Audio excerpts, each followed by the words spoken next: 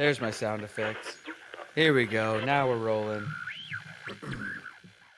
Yeah, how about those Mariners, Lofa? Huh? Huh? It's football season. Oh, come on. Come on. When they need it, when they need a victory, here we go. Except, and I told McNeil, I told our buddy McNeil, who helps us out here on the show, go over and check out YouTube. By the way, everybody, check out YouTube. Check out our social medias. McNeil's the one making the videos, getting them out there. You know, Ryan, the missing links, posting them. You guys know how it works around here. But McNeil, new to the show, new to the team this season, making the videos. McNeil, a huge Seahawk fan. Huge Mariner fan, loves all things Seattle. He goes, before the show, he goes, how about those Mariners? And Lofa just took a big old all over it. I mean, McNeil's here. Would you like to talk about the Mariners, McNeil? Can we have him on? Can he talk, please? Yeah. Fire up the mic, McNeil. Let's go. Are you pumped, dude? We refuse to lose from this point forward, buddy. We're at what? We're a half a game out in the wild card. We're a couple back in the division, but don't give up hope. Remember 1995? McNeil probably wasn't even born. Let's do this thing. Hey, we're on Miller time tonight. we're living that Miller high life. Well, tell us about the game, McNeil. You were very excited, and I'm sorry if to let you down. Sounds like he's on Miller time right now. Yeah, he is. Well, yesterday our young pitcher George Kirby pitched his life off, and a Mariners fan got broken up with his girlfriend last night and threw a ball back into the field and hit Kirby in the chest. Yeah, one of the best throws of the night came from the stands. This is a true story, McNeil? Yeah, there's video of it. Oh, yeah, it happened during the game. I was watching it. My mom is in town visiting, and she goes, did a ball just come flying in and hit our pitcher from nowhere? It was insane. Was it Henry Rowan Gardner in the stands? It was just apparently this kid got broken up with, and that was his reaction. Wait, he got broken up with at the game? Probably over phone, and then he was like, "Oh, I'm upset. Let me hit George Kirby in the chest." What? And he threw a heater? Butt loving. Yeah. Yes. Funky butt loving. Sorry, McNeil. I know you're too young to get these references. We're old. Oh, man. Actually, you know what? Speaking of that movie real quick, Lofa, you're going to love this, maybe. Did you know that right now on the, let's see, what is it? The Chicago Cubs. Yes, I did know about this. Did you know about this story? Okay, let me tell you. Wait, that wasn't that movie, though. I'm talking about Rookie of the Year. That was Little Big League. Come on, man. No, that's Rookie. No, she's the mom from Rookie of the Year. No, she's the mom from Little Big League. Wait, which one's Little Big League? Where he ends up inheriting the team from his grandpa, and comes in and manages. Are you sure? I'm getting an echo. We'll have McNasty. That's McNeil's nickname. We'll have him look it up after. Okay. Oh, darn. I thought it was perfect. Okay. Well, the mom from one of the baseball movies that you loved when you were a kid, her real life son, the actress's real life son, is now a pro baseball player for the Chicago Cubs and crushing it, by the way. That's wild, man. Great center fielder. Cool. Yeah, so it's kind of a funny full circle story. I thought she was the mom from Rookie of the Year, though. Maybe I'm wrong. I don't know. I don't think I am, though. I don't know. McNasty, come on, get on it. Get on the Google machine. I got you. Either way, the Mariners need to keep winning, and so do our Seahawks, and we're here to talk about all of it. And we're going to be joined on this episode by a surprise guest, and there's score predictions, and there's epic seats, and there's so much to do. Can we go now? Let's get to it. Let's do it.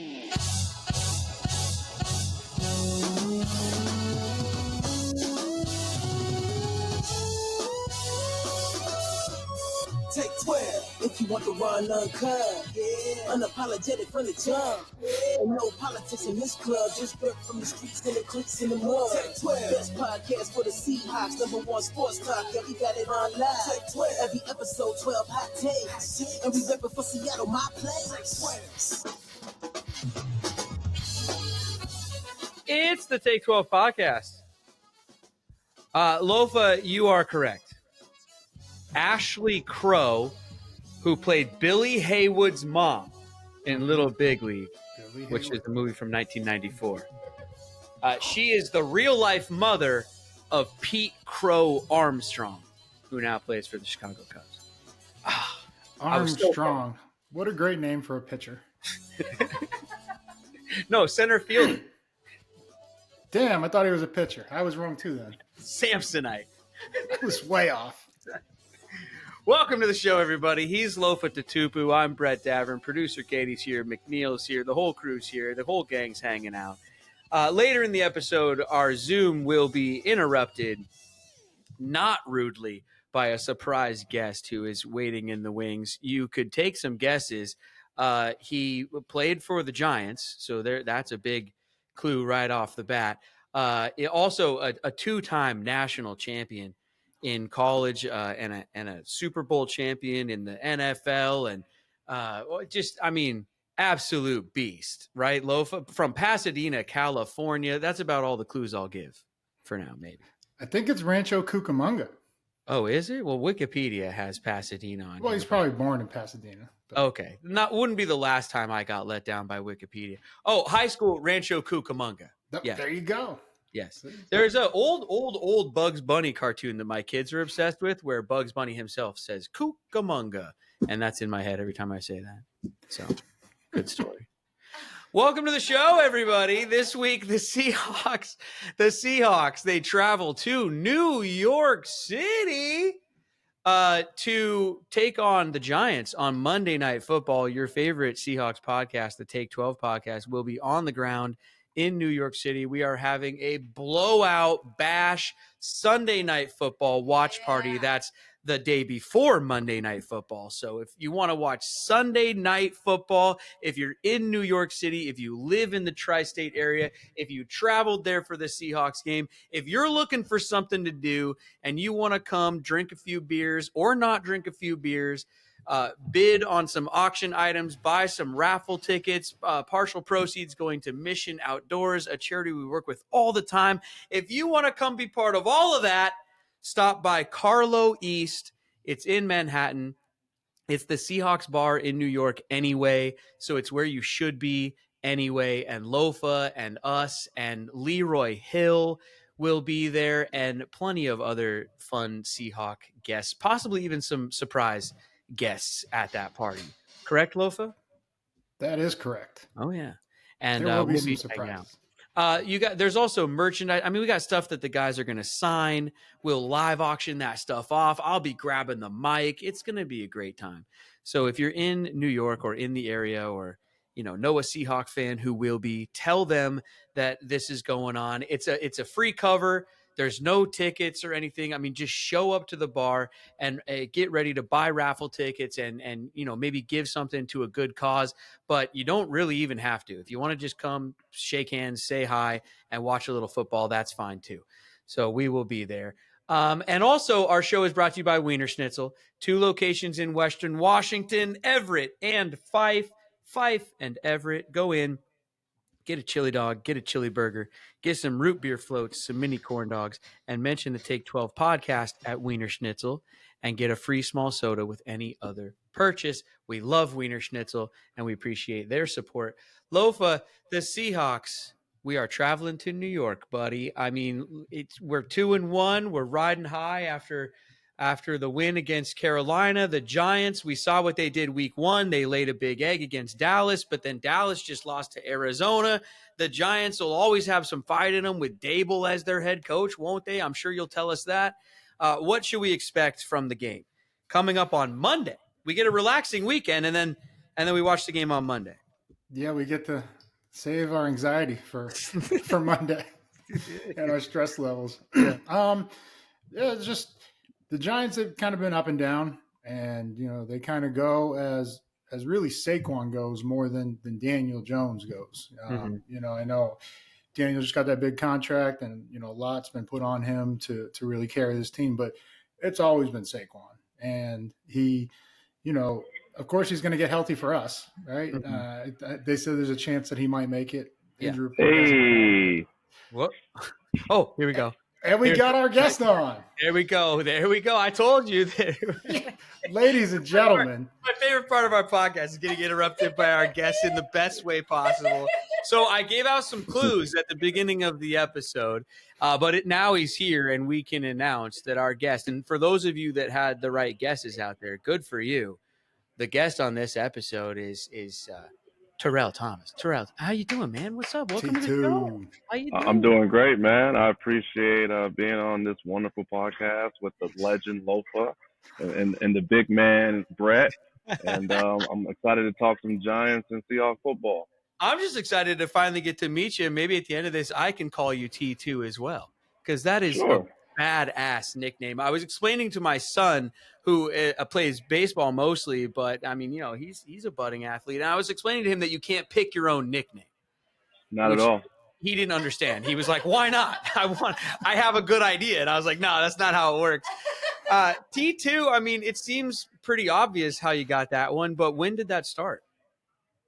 Started freshman year, to be honest with you, at USC. My man Ronald Nunn and I'm drawing a blank. I don't know why. My man Oscar Lua.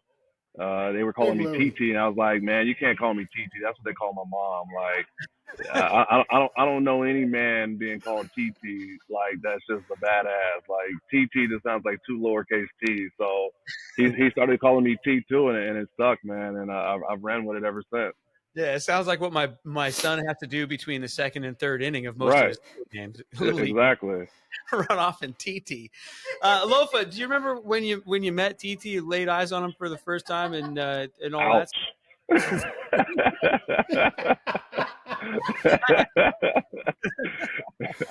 Oh man, I remember meeting T2 There you for the go. first time, and it was so when I got to SC, they were in the rebuilding mode of the dynasty that was about to come, and just seeing all these monsters. T2 is much taller than me, way faster than me, but seeing all these monsters being brought in and just watching it all come together and get all the wins that we and have all the success we did, it was a different breed of animal coming in, and you could tell. And that's like, man, the class T2. Who was all in your class? It was one of the most heralded classes, right? Yeah, Reggie, Lindell White, Cedric Ellis, Ryan Khalil, Sam Baker, Lawrence Jackson. Who else? We had Eric Wright, Chauncey Washington. I'm missing a couple. Thomas Williams. T. Will, the hitman. T. Will, yeah. It was loaded, man. Yeah. And the perfect guest. I mean, look at Take 12 just crushing it. The perfect guest because not only played for the Giants, but played for Pete Carroll as well. Just like Lofa. Yeah. We're going to get some insight on this episode here because our Seahawks, we're playing your Giants coming up on Monday night. And Lofa he was kind of giving us his overall perspective on the game coming up and things he sees with the Giants. And like he was saying, it all goes how Saquon goes. And we had to play a backup quarterback this last week, that's a Seahawk fan's worst nightmare, but also our worst nightmare is players just getting healthy coming back against our team. It's worrisome, T2. I mean, how do you see this game shaping up between these two teams? You know what? I was a little disappointed that Seahawks lost the first week. I'm not gonna lie. So I think this is a team just like the Giants that maybe had high hopes going into the season that they were going to start fast, but obviously the Seahawks have rebounded and they have a good nucleus of players. One thing that kind of stood out to me is that the Giants, really they don't have the star talent. That's not a knock against anyone on their roster. It's that this is a high performance business, and you need those quality players to call double teams, mismatches, or whatever. So ultimately, I feel that this is going to come down to a game of protecting the ball.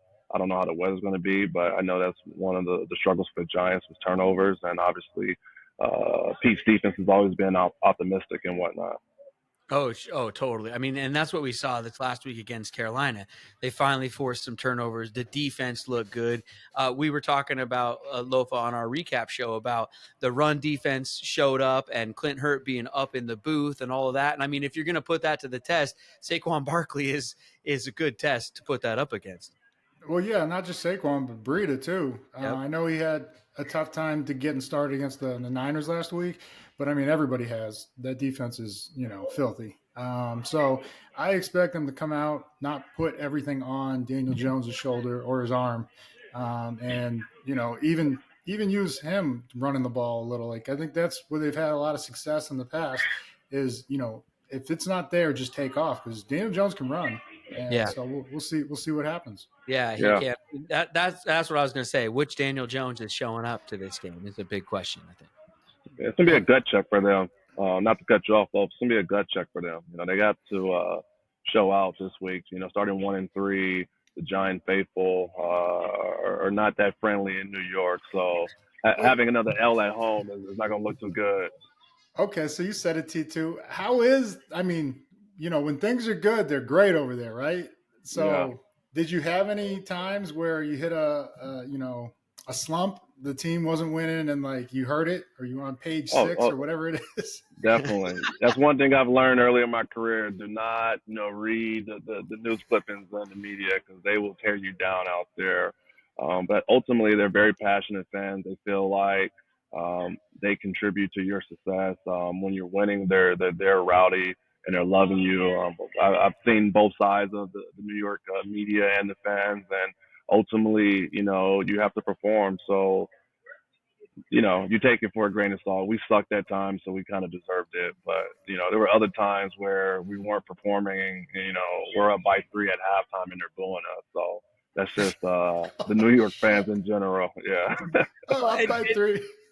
Well, from, the USC program in LA where everything was kind of all good. You got celebs hanging out, Will Ferrell's down, whatever. Everyone loves you guys, and like straight into that frying pan that is New York there. I mean, that's into great. Hell's Kitchen. Yeah, the belly of the beast, and they expected excellence. So, absolutely. Yeah.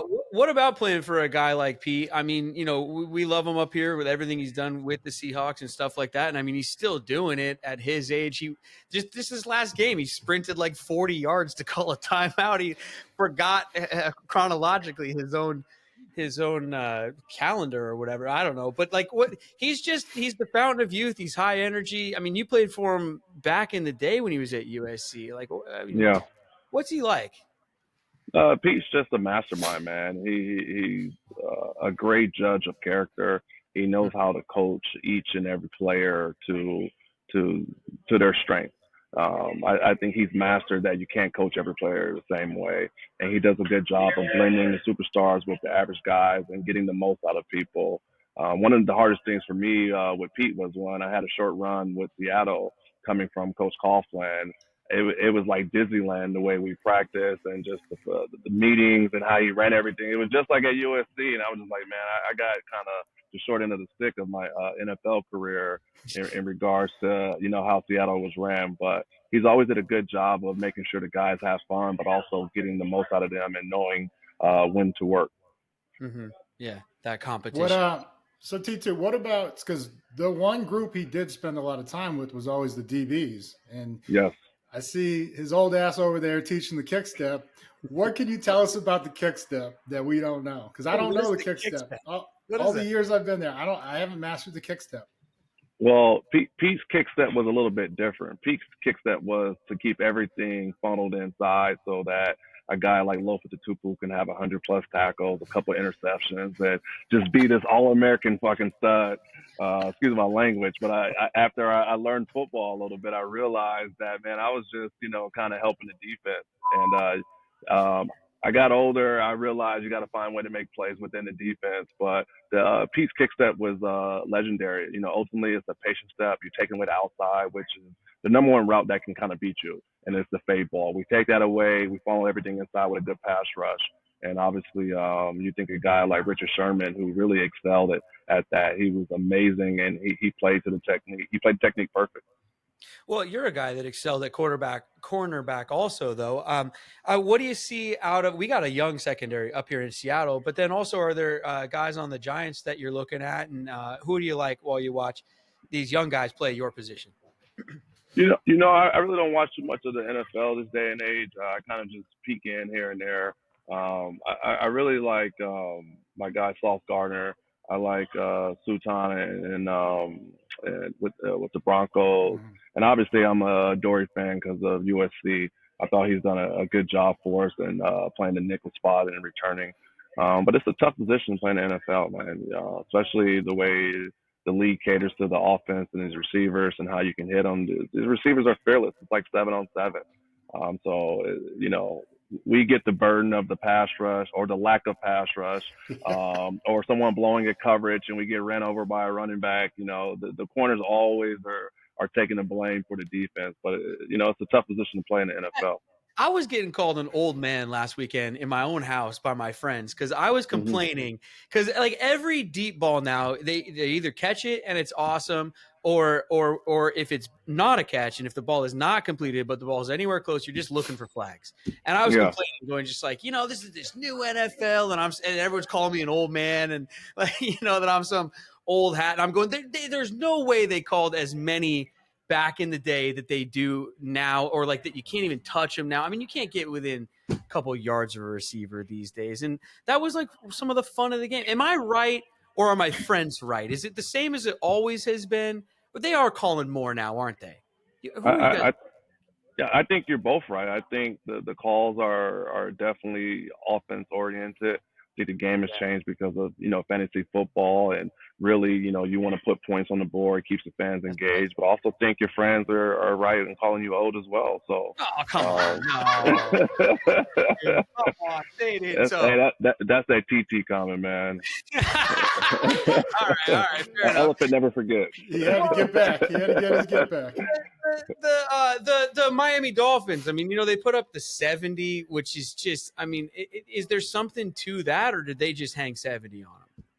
I think the game is just evolving, man. And when you have, a speed team like they have and a creative mind to get things going, it's almost the second coming of the greatest show on turf.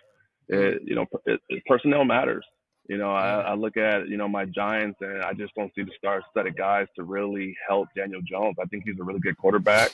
I think that if he had guys around him a little bit more, that he can be a little bit better. But, you need big guys to make plays for you. Let me let everybody know that the Take 12 podcast that was a weird way to start it, but I'm doing it live. The Take 12 podcast is sponsored by Delta. It's an ad. I got to do a live read here. Delta Airlines, everybody. If you are looking to fly anywhere, use Delta Airlines. They're the best. DeltaAirlines.com for all your travel needs. And if you are a Washington State resident, whether you're a Seahawks fan or not, you should be signing up for the 12 status because you get free airline miles. 1 mile for every yard the Seahawks throw this season. You also get priority boarding when it's time to check in. And also 12% off at the Seahawks Pro Shop and Team Store on the 12th of every month. Just for signing up for 12 status. It's free to sign up for. I mean, I think we signed up in under 30 seconds or something. We timed it. It was less than a minute for sure. 12 status, everybody, and Delta Airlines, deltaairlines.com, and then 12status.com to sign up for that. Should we look around the league a little bit? You want to look into college football for this upcoming weekend? Where do you guys want to go next? Or actually, wait, no. I just asked you where you want to go, and I'm going to tell you where. We have to do our score prediction. Before we get off of the Giants and the Seahawks, we must predict the score. We do this thank you to our friends at simplyseattle.com. You can win prizes if you predict the score. Go find our score prediction thing. And Simply Seattle is afraid of the compounding prize, but I'm not afraid of it. And so $25 per week. And if they don't want to sponsor it, I'll pay for it myself. So whatever. I'll buy their own gift card. I'll buy a gift card from our sponsor and then just give it out as a prize.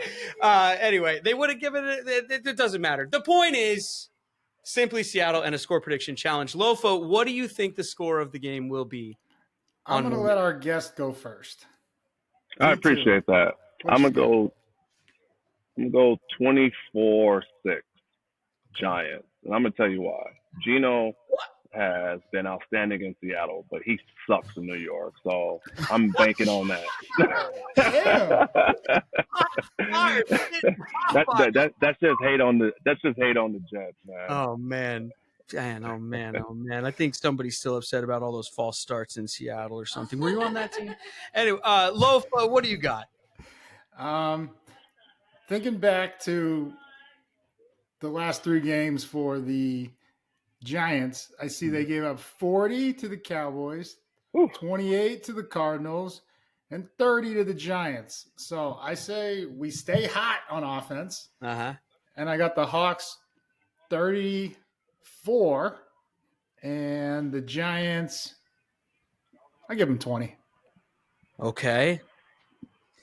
Ooh, Probably another touchdown in mop-up time guys are when all the starters are out. So complete opposites on this one. Now, okay, loyal listeners to the show will know that it has worked for 2 weeks in a row. So if it's not broken, why fix it now? The final score of the game will be the Giants 19 and the Seahawks 18 and a half. Write it down. He picked the last 2 weeks. He picked against us. Let it ride, baby. Let it ride. hey man, Go I'm Seahawks. superstitious too. Yeah, Are you really? Wait, T2, do you have any like game day rituals or superstitions leading up to it?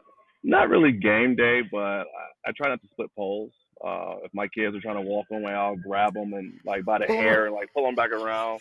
It's just certain things. Like my mom's from Louisiana. You know, if you touch a broom on your feet, you're supposed to spit on it. You know, little stuff like that. Wait. Yeah. What? Wait, you do what? It's like bad luck if you're sweeping and the broom touches your feet, you're supposed to spit on it. Oh, you That's spit what I've on been doing the wrong. broom Yeah, or on the floor? on the broom. On the broom. I mean, it doesn't have to be like a loogie, just you know what I mean. Yeah, Brett. It's more habit more than anything. Okay. Yeah, you look over, you see your mom really hawking one back. Right. All right. Well, you guys want to look around elsewhere in football? Things you guys are watching? I mean, Dion, they're gonna play USC this weekend. You guys want to talk a little college ball?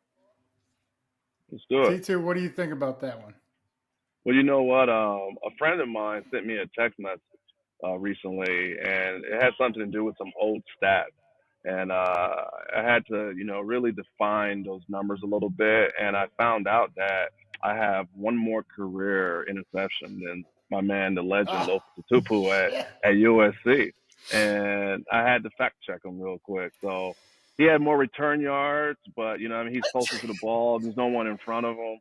So if we're talking college football, I just wanted to throw that out there. When you catch an interception as a corner, you have the whole field. I'm ducking, dodging, dip, dive, duck, dodge, and dodge. Right. And but I got more return yards, so whatever. No doubt. I'm like, hey, let's talk Dion, biggest story in college sports, whatever. Nah, they just start talking trash. Yeah. It was a highly competitive team. Yeah. Dude, obviously. We competed at everything. Yeah. Every single thing. We took it to heart. Like Dion said, I took that personal. It's personal now. And I took that personal. Well, how is he going to make it personal against the Trojans this weekend? Or you know what? Go ahead, Lo. I mean, I don't think he has to. Got the reigning Heisman Trophy coming in. He's got a couple players up for it as well. And so I don't. I haven't seen anything yet, and I hope nothing gets said to make it personal, because that's what like a lot of people have fallen into the trap of just providing bulletin board material, providing ammunition that Colorado really didn't even need, but now they're like in the back of their minds, they're like, all right, we're going to get after these guys. And so, it worked out for Oregon, because Oregon, right now they have more talent on their team. That's all it is. And like when that portal opens up next year, Dion's literally got to turn guys, down, say, no, we can't accept you, or we're not taking you. He only takes 4 high school guys a year, he says. That's crazy. Yeah, it's a hot program to be a part of, for sure. You guys want to weigh in on logo stomping in general, since that was a big storyline from last week? Did anyone ever have the guts to do that at the Coliseum while you guys were on the squad? I doubt it. No, they were in a fight. They were in a fight. That's what I'm saying. Instantly everybody just running over to just tackle. Right. But also you guys didn't do that when you went on the road either, did you? Or like plant a flag, or was there nothing like that?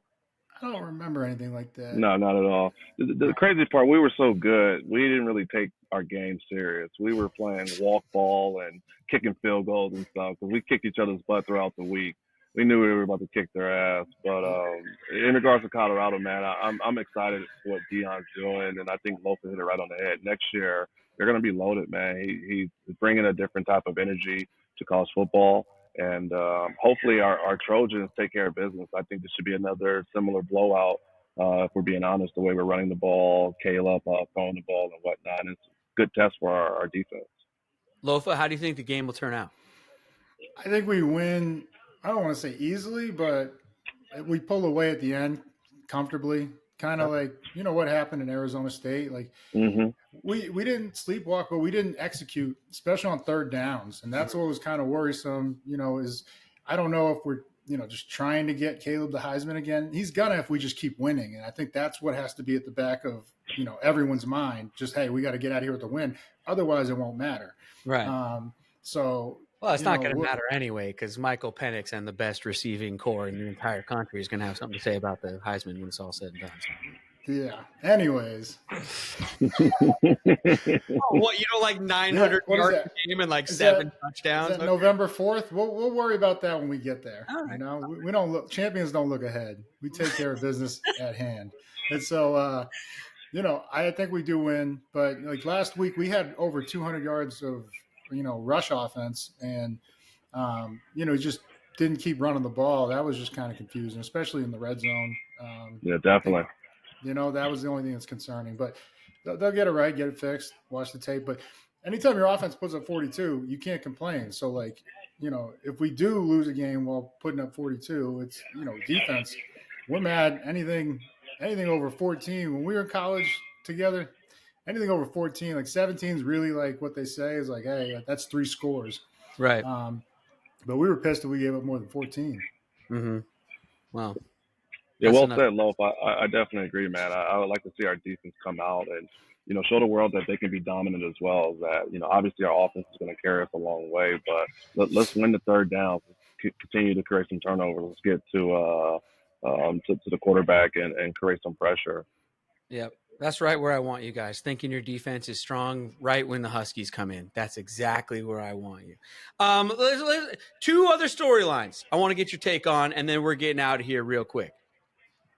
Turf versus grass. I don't think we ever talked about it. That was big talk around the league. I just wanted to get your take real quick. I'm sure you played on both. There's a lot of talk about it, especially for injuries, non-contact or otherwise.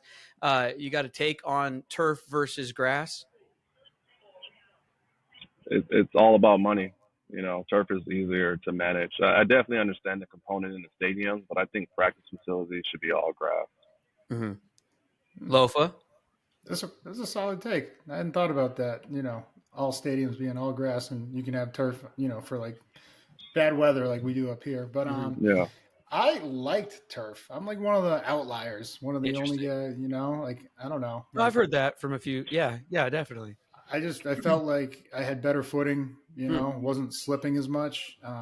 Always when I hit grass, I wore like the 3/4, the long cleats. Yeah.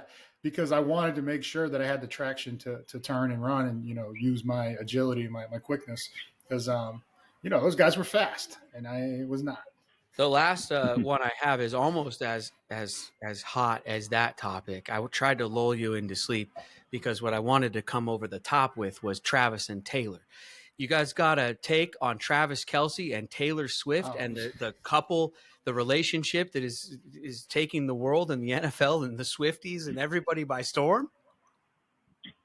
Great business move. I'm not mad at my man Trav. For both of them, really. Yeah. I think I saw it. Someone said he's had a lot of great catches, but this was by far his greatest catch. Well, it didn't work out on his dating show, Catching Kelsey, on the E! Network. So, here we go. Good for those 2 kids. Epic Seats, everybody, is a sponsor of ours. EpicSeats.com is where you go if you're buying or selling seats. If you're doing that and you mention the Take 12 podcast, you get to add an extra $12 when selling any seats, or you can take 12% off when you spend $100. If you're looking to go to anything, whether it's a sporting event or a concert or anything else you might need tickets to or seats at. Yeah, if you want to go to Monday Night Football with us, get on EpicSeats.com and check them out. Let them know that Take 12 sent you. Nobody beats Epic seats. There we go. Come on, Loaf. I didn't hear you. Do that one more time. I got to hear Loaf get involved. Come on, Epic. You got to get it on too then. Nobody beats Epic seats. See, the timing's off. Yeah. The timing's One off. more. Come on. It was fine on our side. Nobody Come on, beats Loaf. Epic seats. There we go. Right. I don't know who's laughing in the background, but I love it. That's our producer, Katie. That's Bruce Katie, yeah. That's all she does. Make her laugh at us, I basically. love it. Oh, before we get out of here, T2, I have a list of ridiculous questions that we've asked guests from time to time. And let's just put 60 seconds on the clock, even though it's never rapid fire. We'll call it rapid fire. Sure. Let's get into our lightning round with Terrell Thomas, Super Bowl champion Terrell Thomas. Why your jersey number? And you could go with your college, pro, whatever you want, or one from Pee Wee even. But why a number that was special to you, and why did you wear it? Well, I'll go with college. I wanted number 4, and Coach Orgeron said it best. You know, all that recruiting bullshit is done. We got your ass now. And I didn't get number 4. I had 29, and I hated odd numbers, so I switched to 28. My man Will Poole represented the number prior, so I said, you know, I'm gonna try to follow that legacy. And then in college, in the NFL, I went with 24 because I was number 4 in high school. There you go. I would have liked a good Coach O impression though, with that line, because it's a great line. I just told you, man, all that recruiting bullshit's done. Your ass is mine. Can you give us the accent? I'm not too good. Go ahead, Loaf. You got it. Lofa, give it to us. Listen here to T2. All that recruiting bullshit, but done. We got your ass now. That's right. If called upon, would you rather punt or punt return? I would imagine. Have you punt returned or punted in your at any point in your football Punt life? return. Mm-hmm. Oh wait, it cut out. I'm sorry. Yeah, punt return. Punt return. Yeah. And you punt? Did you return punts? I did in high school. When I went to college, there were guys just a little bit better than me, so I stayed on the side and I blocked for them. Yeah. Did you ever take one to the house? Because that just has to be the greatest thing ever. Like I have. Yeah. Oh, it is. You give them one move, but I got a better stat. It was a rainy game versus Pomona, and I fumbled the catch and fumbled.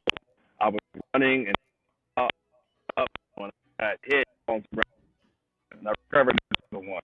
There's that T2, I'm sure that was a phenomenal story, but it broke up so much on my end, I didn't hear shit. here's the thing, though. This new recording equipment, I think it has all of it.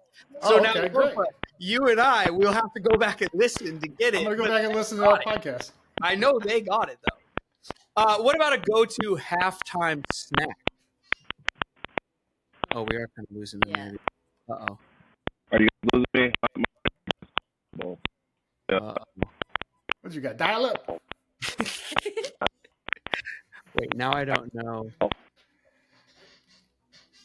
Wait, there we go. It's quiet. It's quiet now. No, I know, because we were getting the clicking. I might have to. Hold on.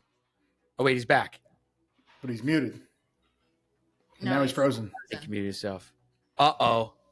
We might have to reschedule him and get the rest of the questions some other time. This is what happens when you do the podcast live, everybody. Sometimes things just happen. Fuck that. The show goes on. Come He's on, gone. And now he's gone. Do it as Coach O. He's probably going to jump back in, though. I'm just going to hit our ending theme song. And if he does jump back on, we're going to ask the rest of the questions and There he put it is. on YouTube. Mm. There we go. We're going to put it on as an extra video. Wait, he's back. He's back. We're going to put it on as an extra video. We're Break putting it it on down. as an extra video. We're wrapping up the episode. We're going to put out some bonus content. We'll complete the questions. We're going to break it down, though, right now.